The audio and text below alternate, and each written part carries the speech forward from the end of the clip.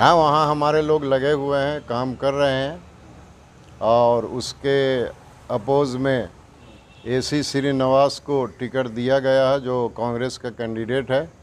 तो उस इलाके के हम तमाम वोटरों से अपील करेंगे कि उनको अक्सरियत के साथ जिताएं और असेंबली में भेजें, और जीत कर आने के बाद उस पर निगाह रखें कि ये माइनॉरिटी के लिए काम कर रहा है या नहीं कर रहा है।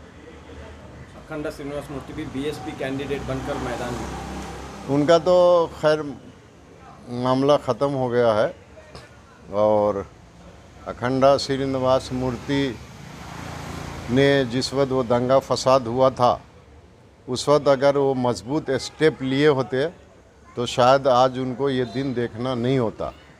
अगरचे पर्सनली बजाते खुद उनकी गलती नहीं है, मगर उनके भांजे ने गलती की थी, तो उस पर उनको स्ट्रॉन्ग स्टेप लेना चाहिए था, मजबूत कदम उठाना चाहिए था, ताकि इतना बड़ा फसाद नहीं होता और 1100 मुस्लिम नौजवान जो है जेल में नहीं जाते, और मुसलमानों को परेशानी का सामना नहीं करना पड़ता, उनको कोर्ट कचहरी का चक्कर नहीं लगाना पड़ता। आज भी सैकड़ों मुसलमान जेल की सलाखों के पीछे हैं, तो उन्होंने जैसा किया वैसा पाया। अब जाहिर सी बात है, नहीं मिला ना।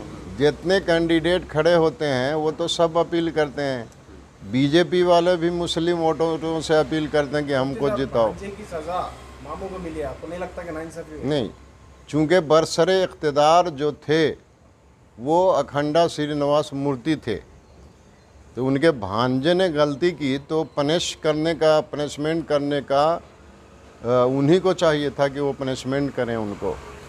और अगर उस वक्त वो सही कदम उठाते तो मैं समझता हूँ कि शायद ये नौबत नहीं आती।